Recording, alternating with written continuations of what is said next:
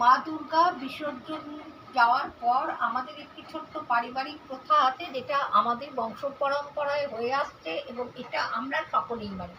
সেটা হচ্ছে কলা পাতায় এই আলতা দিয়ে, এই খাগের কলম দিয়ে আমাদের দুর্গা নাম লিখতে হয়, শ্রী শ্রী দুর্গা মাতা সহায়। এটা লেখার পর আমাদের প্রথমেই এই ঘটে নমস্কার করতে হয়।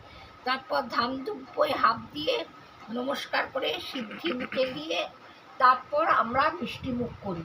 মিষ্টিমুখ করার পর মা দুর্গার ফটোতে প্রণাম করে আমরা গুরুজনদের প্রণাম এবং ছোটদের আশীর্বাদ করে থাকি। তোমাদের কার কার আমাদের মতো এই নিয়মটি আছে আমাকে একটু কমেন্টের মাধ্যমে জানিও। আমার খুব ভালো লাগে এই নিয়ম।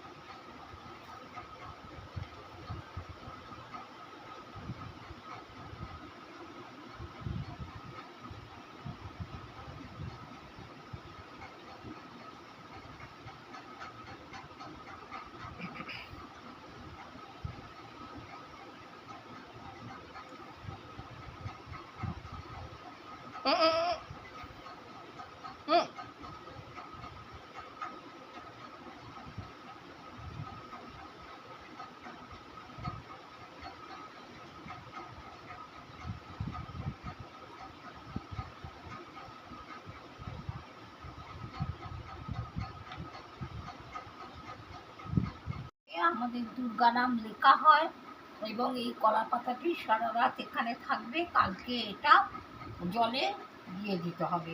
এর সঙ্গে ঘটের ফুল, আম পাতা, আম পল্লব যেগুলো আমরা দিয়েছি ঘটে সেটাও দিয়ে দিতে হবে।